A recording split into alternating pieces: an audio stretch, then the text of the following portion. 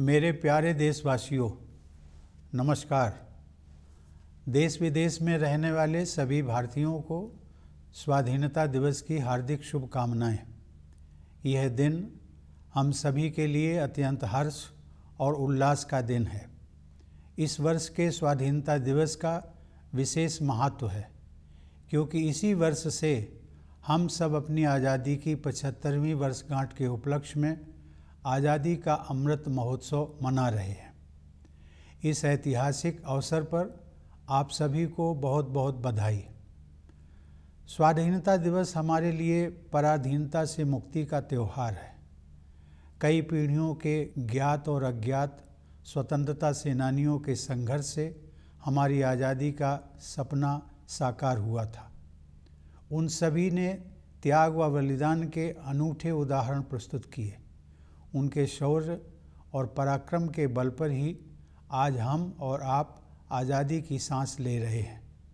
मैं उन सभी अमर सेनानियों की पावन स्मृति को श्रद्धापूर्वक नमन करता हूँ।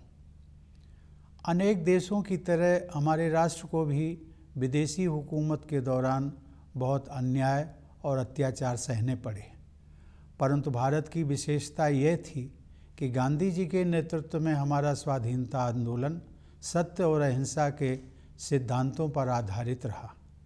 उन्होंने तथा अन्य सभी राष्ट्र नायकों ने भारत को औपनिवेशिक शासन से मुक्त करने का मार्ग तो दिखाया ही, साथ ही राष्ट्र के पुनर्निर्माण की रूपरेखा भी प्रस्तुत की। उन्होंने भारतीय जीवन मूल्यों और मानवीय गरिमा को पुनः स्थापित करने के लिए भी भरपूर प्रयास किए। अपने गणतंत्र की विगत 75 वर्षों की यात्रा पर जब हम नज़र डालते हैं तो हमें यह गर्व होता है कि हमने प्रगति पथ पर काफ़ी लंबी दूरी तय कर ली है। गांधी जी ने हमें यह सिखाया है कि गलत दिशा में तेज़ी से कदम बढ़ाने से अच्छा है कि सही दिशा में धीरे ही सही लेकिन सधे हुए कदमों से आगे बढ़ा जाए।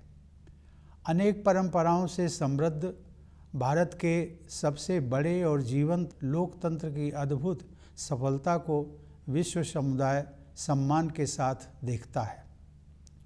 प्यारे देशवासियों, हाल ही में संपन्न टोक्यो ओलंपिक में हमारे खिलाड़ियों ने अपने शानदार प्रदर्शन से देश का गौरव बढ़ाया है।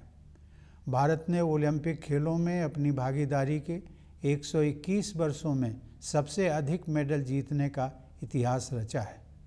हमारी बेटियों ने अनेक बाधाओं को पार करते हुए खेल के मैदानों में विश्व स्तर की उत्कृष्टता हासिल की है।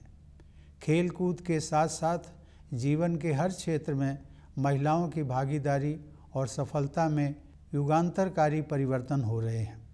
उच्च शिक्षण संस्थानों से लेकर सशस्त्र बलों तक, प्रयोगशालाओं से लेकर खेल के मैदानों तक हमारी बेटियां अपनी अलग पहचान बना रही हैं।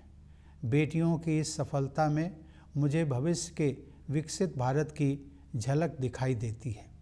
मैं हर माता पिता से आग्रह करता हूं कि वे ऐसी होनहार बेटियों के परिवारों से शिक्षा लें और अपनी बेटियों को भी आगे बढ़ने के अवसर प्रदान करें।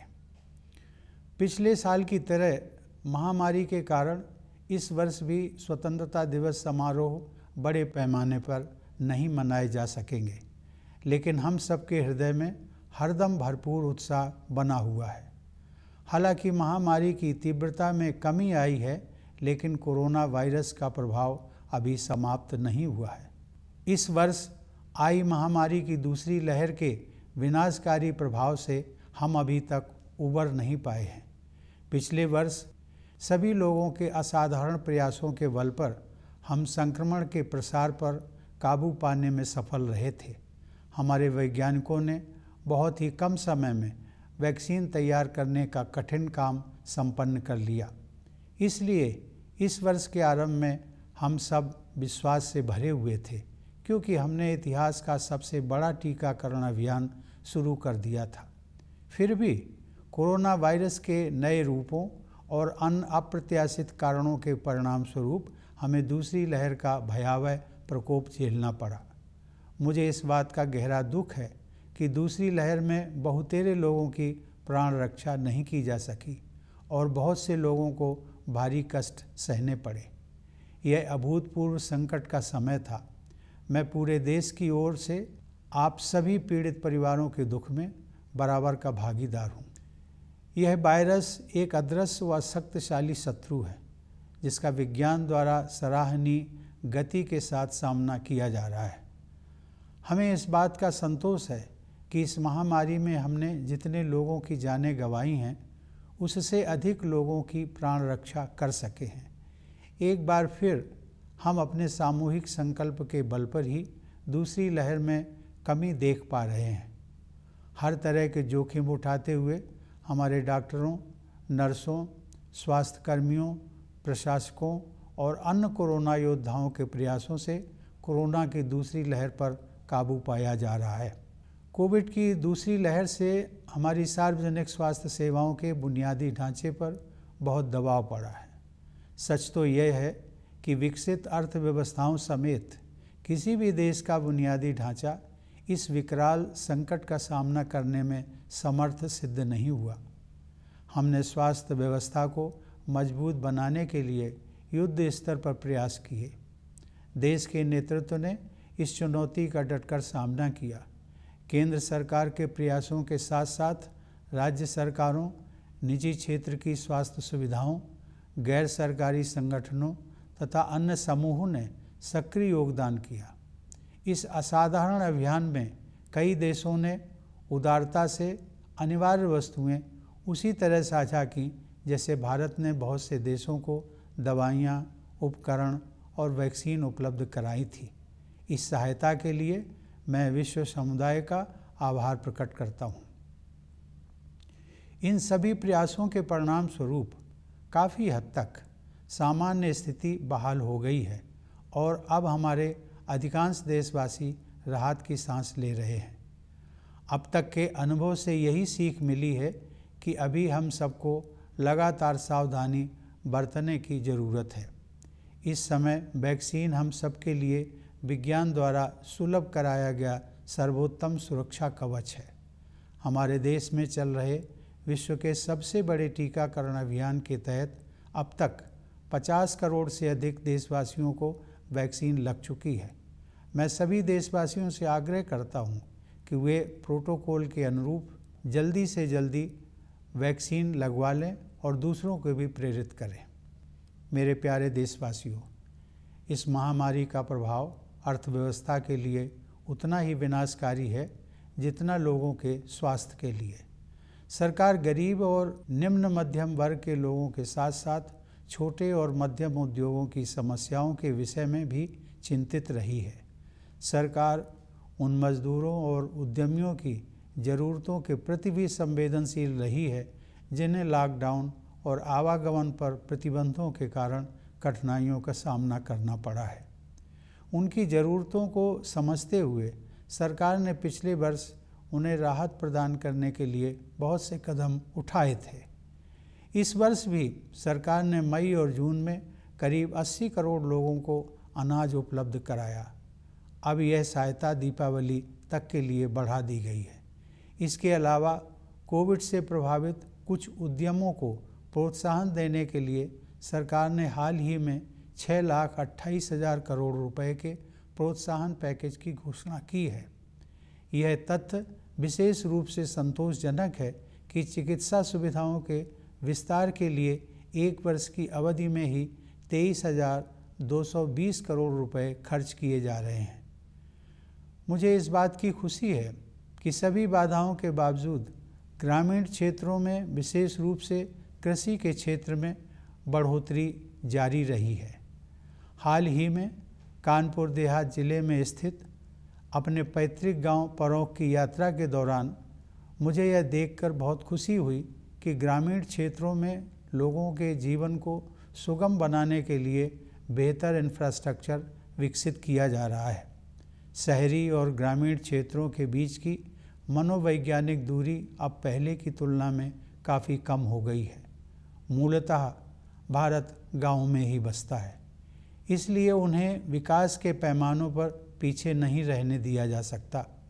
इसीलिए प्रधानमंत्री किसान सम्मान निधि सहित हमारे किसान भाई बहनों के लिए विशेष अभियानों पर बल दिया जा रहा है। ये सभी प्रयास आत्मनिर्भर भारत की संकल्पना के अनुरूप हैं। हमारी अर्थव्यवस्था में निहित विकास की क्षमता पर दृढ़ विश्वास के साथ सरकार ने रक्षा, स्वास्थ्य, नागरिक उड्डयन, विद्युत तथा अन्य क्षेत्रों में निवेश को और अधिक सरल बनाया है। सरकार द्वारा पर्यावरण के अनुकूल ऊर्जा के नवीकरणीय स्रोतों, विशेष रूप से सौर ऊर्जा को बढ़ावा देने के नवीन प्रयासों की विश्वव्यापी प्रशंसा हो रही है। जब ईज ऑफ डूइंग बिजनेस की रैंकिंग में सुधार होता है तब उसका सकारात्मक प्रभाव देशवासियों की ईज ऑफ लिविंग पर भी पड़ता है। इसके अलावा जन कल्याण की योजनाओं पर विशेष जोर दिया जा रहा है। उदाहरण के लिए 70,000 करोड़ रुपए की क्रेडिट लिंक्ड सब्सिडी योजना की बदौलत अपना खुद का घर होने का सपना अब साकार हो रहा है। एग्रीकल्चरल मार्केटिंग में किए गए अनेक सुधारों से हमारे अन्नदाता किसान और भी सशक्त होंगे और उन्हें अपने उत्पादों की बेहतर कीमत प्राप्त होगी। सरकार ने प्रत्येक देशवासी की क्षमता को विकसित करने के लिए अनेक कदम उठाए हैं, जिनमें से कुछ का ही उल्लेख मैंने किया है। प्यारे देशवासियों, अब जम्मू कश्मीर में नव जागरण दिखाई दे रहा है। सरकार ने लोकतंत्र और कानून के शासन में विश्वास रखने वाले सभी पक्षों के साथ परामर्श की प्रक्रिया शुरू कर दी है। मैं जम्मू कश्मीर के निवासियों, विशेषकर युवाओं से इस अवसर का लाभ उठाने और लोकतांत्रिक संस्थाओं के माध्यम से अपनी आकांक्षाओं को साकार करने के लिए सक्रिय होने का आग्रह करता हूँ। सर्वांगीण विकास के प्रभाव से अंतर्राष्ट्रीय मंच पर भारत का कद ऊंचा हो रहा है। यह बदलाव प्रमुख बहुपक्षीय मंचों पर हमारी प्रभावी भागीदारी में तथा अनेक देशों के साथ हमारे द्विपक्षीय संबंधों को सुदृढ़ बनाने में परिलक्षित हो रहा है। प्यारे देशवासियों, 75 साल पहले जब भारत ने आज़ादी हासिल की थी तब अनेक लोगों को यह संशय था कि भारत में लोकतंत्र सफल नहीं होगा। ऐसे लोग शायद इस तथ्य से अनभिज्ञ थे कि प्राचीन काल में लोकतंत्र की जड़ें इसी भारत भूमि में पुष्पित पल्लवित हुई थी। आधुनिक युग में भी भारत बिना किसी भेदभाव के सभी वयस्कों को मताधिकार देने में अनेक पश्चिमी देशों से आगे रहा। हमारे राष्ट्र निर्माताओं ने जनता के विवेक में अपनी आस्था व्यक्त की और हम भारत के लोग अपने देश को एक शक्तिशाली लोकतंत्र बनाने में सफल रहे हैं। हमारा लोकतंत्र संसदीय प्रणाली पर आधारित है, अतः संसद हमारे लोकतंत्र का मंदिर है, जहां जनता की सेवा के लिए महत्वपूर्ण मुद्दों पर वाद विवाद, संवाद और निर्णय करने का सर्वोच्च मंच हमें उपलब्ध है। यह सभी देशवासियों के लिए बहुत गर्व की बात है कि हमारे लोकतंत्र का यह मंदिर निकट भविष्य में ही एक नए भवन में स्थापित होने जा रहा है। यह भवन हमारी रीति और नीति को अभिव्यक्त करेगा। इसमें हमारी विरासत के प्रति सम्मान का भाव होगा और साथ ही समकालीन विश्व के साथ कदम मिलाकर चलने की कुशलता का प्रदर्शन भी होगा। स्वतंत्रता की 75वीं वर्षगांठ के अवसर पर इस नए भवन के उद्घाटन को विश्व के सबसे बड़े लोकतंत्र की विकास यात्रा में एक ऐतिहासिक प्रस्थान बिंदु माना जाएगा। सरकार ने इस विशेष वर्ष को स्मरणीय बनाने के लिए कई योजनाओं का शुभारंभ किया है। गगनयान मिशन उन अभियानों में विशेष महत्व रखता है। इस मिशन के तहत भारतीय वायुसेना के कुछ पायलट विदेश में प्रशिक्षण प्राप्त कर रहे हैं। जब वे अंतरिक्ष में उड़ान भरेंगे तो भारत मानव युक्त अंतरिक्ष मिशन को अंजाम देने वाला दुनिया का चौथा देश बन जाएगा। इस प्रकार हमारी आकांक्षाओं की उड़ान किसी प्रकार की सीमा में बंधने वाली नहीं है। फिर भी हमारे पैर यथार्थ की ठोस जमीन पर टिके हुए हैं। हमें यह एहसास है कि आज़ादी के लिए मर मिटने वाले स्वाधीनता सेनानियों के सपनों को साकार करने की दिशा में हमें अभी काफ़ी आगे जाना है। वे सपने हमारे संविधान में न्याय, स्वतंत्रता, समता और बंधुता इन 4 सार गर्भित शब्दों द्वारा स्पष्ट रूप से समाहित किए गए हैं। असमानता से भरी विश्व व्यवस्था में और अधिक समानता के लिए तथा अन्यायपूर्ण परिस्थितियों में और अधिक न्याय के लिए दृढ़तापूर्वक प्रयास करने की आवश्यकता है। न्याय की अवधारणा बहुत व्यापक हो गई है, जिसमें आर्थिक और पर्यावरण से जुड़ा न्याय भी शामिल है। आगे की राह बहुत आसान नहीं है, हमें कई जटिल और कठिन पड़ाव पार करने होंगे, लेकिन हम सबको असाधारण मार्गदर्शन उपलब्ध है। यह मार्गदर्शन विभिन्न स्रोतों से हमें मिलता है। सदियों पहले के ऋषि मुनियों से लेकर आधुनिक युग के संतों और राष्ट्र नायकों तक हमारे मार्गदर्शकों की अत्यंत समृद्ध परंपरा की शक्ति हमारे पास है। अनेकता में एकता की भावना के बल पर हम दृढ़ता से एक राष्ट्र के रूप में आगे बढ़ रहे हैं। विरासत में मिली हमारे पूर्वजों की जीवन दृष्टि इस सदी में न केवल हमारे लिए बल्कि पूरे विश्व के लिए सहायक सिद्ध होगी। आधुनिक औद्योगिक सभ्यता ने मानव जाति के सम्मुख गंभीर चुनौतियां खड़ी कर दी हैं। समुद्रों का जल स्तर बढ़ रहा है, ग्लेशियर पिघल रहे हैं और पृथ्वी के तापमान में वृद्धि हो रही है। इस प्रकार जलवायु परिवर्तन की समस्या हमारे जीवन को प्रभावित कर रही है। हमारे लिए गर्व की बात है कि भारत ने न केवल पेरिस जलवायु समझौते का पालन किया है, बल्कि जलवायु की रक्षा के लिए तय की गई प्रतिबद्धता से भी अधिक योगदान कर रहा है। फिर भी मानवता को विश्व स्तर पर अपने तौर तरीके बदलने की सख्त ज़रूरत है। इसीलिए भारतीय ज्ञान परंपरा की ओर दुनिया का रुझान बढ़ता जा रहा है। ऐसी ज्ञान परंपरा जो वेदों और उपनिषदों के रचनाकारों द्वारा निर्मित की गई, रामायण और महाभारत में वर्णित की गई, भगवान महावीर, भगवान बुद्ध तथा गुरु नानक द्वारा प्रसारित की गई और महात्मा गांधी जैसे लोगों के जीवन में परिलक्षित हुई। गांधी जी ने कहा था कि प्रकृति के अनुरूप जीने की कला सीखने के लिए प्रयास करना पड़ता है, लेकिन एक बार जब आप नदियों और पहाड़ों, पशुओं और पक्षियों के साथ संबंध बना लेते हैं तो प्रकृति अपने रहस्यों को आपके सामने प्रकट कर देती है। आइए हम संकल्प लें कि गांधी जी के इस संदेश को आत्मसात करेंगे और जिस भारत भूमि पर हम रहते हैं उसके पर्यावरण के संरक्षण के लिए त्याग भी करेंगे। हमारे स्वतंत्रता सेनानियों में देश प्रेम और त्याग की भावना सर्वोपरि थी। उन्होंने अपने हितों की चिंता न करते हुए हर प्रकार की चुनौतियों का सामना किया। मैंने देखा है कि कोरोना के संकट का सामना करने में भी लाखों लोगों ने अपनी परवाह न करते हुए मानवता के प्रति निस्वार्थ भाव से दूसरों के स्वास्थ्य और प्राणों की रक्षा के लिए भारी जोखिम उठाए हैं।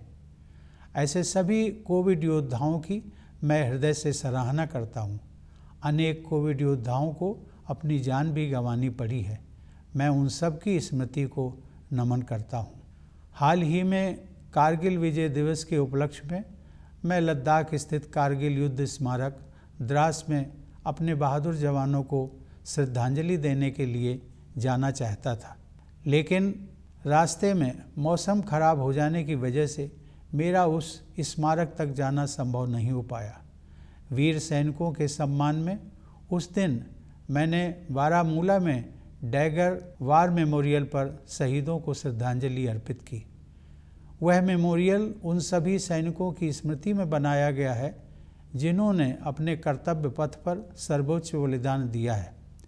उन जाबाज योद्धाओं की वीरता और त्याग की सराहना करते हुए मैंने देखा कि उस युद्ध स्मारक में एक आदर्श वाक्य अंकित है, मेरा हर काम देश के नाम। यह आदर्श वाक्य हम सभी देशवासियों को मंत्र के रूप में आत्मसात कर लेना चाहिए तथा राष्ट्र के विकास के लिए पूरी निष्ठा व समर्पण से कार्य करना चाहिए। मैं चाहूँगा कि राष्ट्र और समाज के हित को सर्वोपरि रखने की इसी भावना के साथ हम सभी देशवासी भारत को प्रगति के पथ पर आगे ले जाने के लिए एकजुट हो जाएं। मेरे प्यारे देशवासियों, मैं विशेष रूप से भारतीय सशस्त्र बलों के वीर जवानों की सराहना करता हूं, जिन्होंने हमारी स्वतंत्रता की रक्षा की है और आवश्यकता पड़ने पर साहस बलिदान भी दिया है। मैं सभी प्रवासी भारतीयों की भी प्रशंसा करता हूं। उन्होंने जिस देश में भी घर बसाया है वहां अपनी मातृभूमि की छवि को उज्जवल बनाए रखा है। मैं एक बार फिर आप सभी को भारत के 75वें स्वतंत्रता दिवस की पूर्व संध्या पर बधाई देता हूं। यह वर्षगांठ मनाते हुए मेरा हृदय सहज ही आज़ादी के शताब्दी वर्ष 2047 के सशक्त, समृद्ध और शांतिपूर्ण भारत की परिकल्पना से भरा हुआ है। मैं यह मंगल कामना करता हूं कि हमारे सभी देशवासी कोविड महामारी के प्रकोप से मुक्त हों तथा सुख और समृद्धि के मार्ग पर आगे बढ़ें। एक बार पुनः आप सभी को मेरी शुभकामनाएं। धन्यवाद। जय हिंद।